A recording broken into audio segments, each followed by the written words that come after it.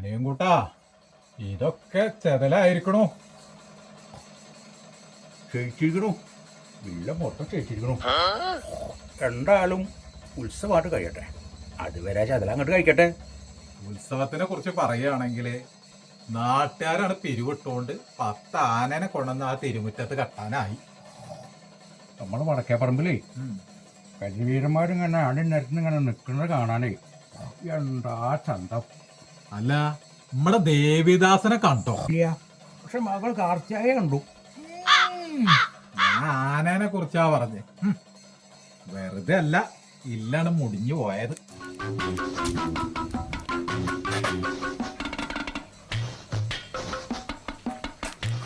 എടഞ്ഞു എടഞ്ഞു എടയും അവളെടയും. അവളെന്നോട് പണ്ടൊന്ന് എടഞ്ഞു നോക്കിയതാണല്ലോ.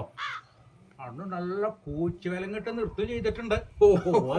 അതല്ല തമ്പുരാനെ, ആന ആന. ഹൈ, ഈ കാട്ടിലുള്ള ആനക്കെ നാട്ടിലിറങ്ങിയ ഇവന്മാരുടെ പോലുള്ള പാവങ്ങളല്ലേ കൊടുക്കണു. ഈ ഫോറസ്റ്റിനൊക്കെ രണ്ടാ പണി. കാട്ടിലുള്ള ആനല്ല, നാട്ടിലുള്ള ആന ഉത്സവത്തിനുണ്ടെന്നേ. അത് വരുന്നുണ്ട് ചവിട്ടി കൂട്ടുന്നുള്ള രണ്ടാളെയും കൂടെ. ഉത്സവത്തിന് കൊണ്ടുവന്ന ആനയല്ലേ, അതെടയും 2-3 ആളങ്ങോട്ട് പോവുകയും ചെയ്യും.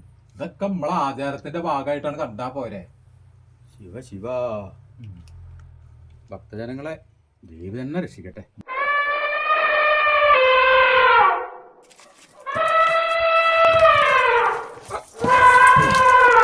പോയോ? പോയി.